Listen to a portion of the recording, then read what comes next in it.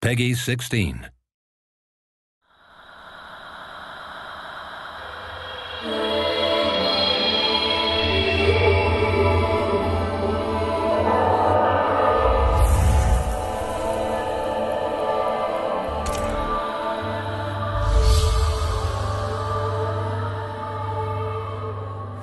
We, as a studio, we always use performance capture in all our games. It's a technique that we pioneered in games with our last game. So on Enslaved, we're working with House of Moves to do the performance capture. This is my first mocap experience. Yeah, it's awesome. I did work with Andy on his last project.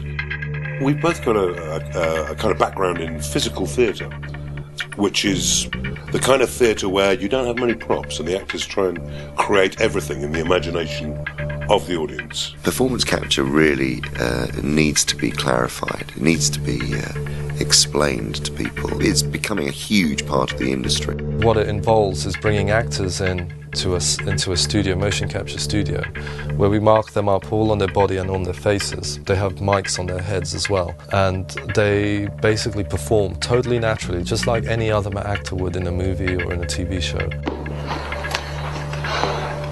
Okay, I need a few minutes to get this open. You keep watch, make sure no one sees us. We had 3 days of rehearsal before we started any kind of actual capturing, where Tamim and Andy and I got to sit down and really plot out from the beginning each scene. Monkey! Yeah. We got one problem. Yeah, what's that? It's a license to have fun, to create as part of an ensemble. Admittedly, quite a small ensemble, but you know that you're creating an imaginary event. Are they mechs? So these are mechs, not slaves that are coming to attack? Yeah, the mechs. We're reaching a point now where people are beginning to understand there's a necessity, there's a human need in having storytelling impact in gaming in a big way. I think Ninja Theory have been pioneers in that respect. As an attitude towards recording VO, we like to use the on-set recorded stuff as much as possible. When they're capturing the motion capture, we capture the voice as well, because unlike in film you will often replace a large percentage of the dialogue after the film's been done. But in a game, with mocap, it's a different actor, when I say a different actor, the character looks completely different.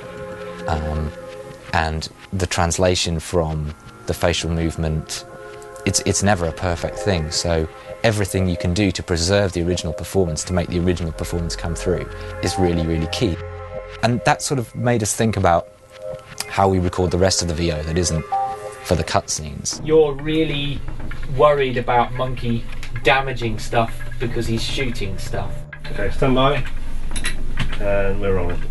Looks like the first anchor point is down these tunnels. I need you with me, Monkey. Get up here. Please.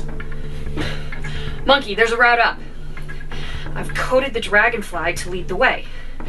All you have to do is follow it. Sure.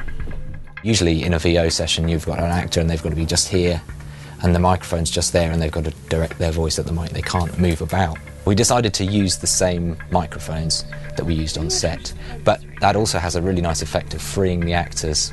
So we had them all with head mics like they had in the mocap session, and that just means they're free to jump about, lie on the floor, roll around, and they did, without thinking. They just do all of the things that the characters are doing in the game whilst they're delivering the lines, and it just gives so much life to the performance. Whoa! Let me disable the security systems. Yeah, sounds like we're gonna have a bit of mech action in here pretty soon. I think there's a lot of parallels between what an actor does and what an animator does. They just happen to use their face instead of the mouse and keyboard.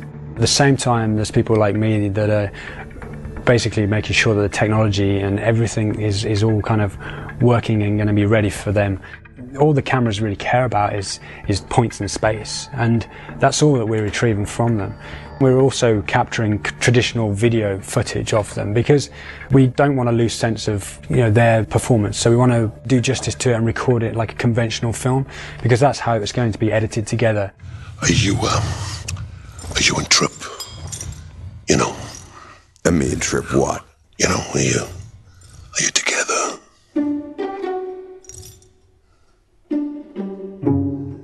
Trip enslaved me.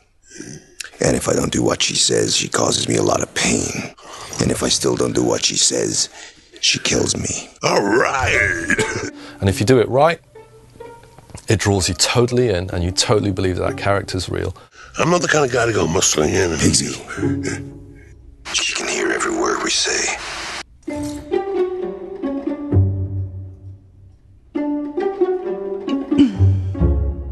Thanks, everybody. That was great. I think it went pretty well. I mean, and that was the highlight of my day. You know what I mean?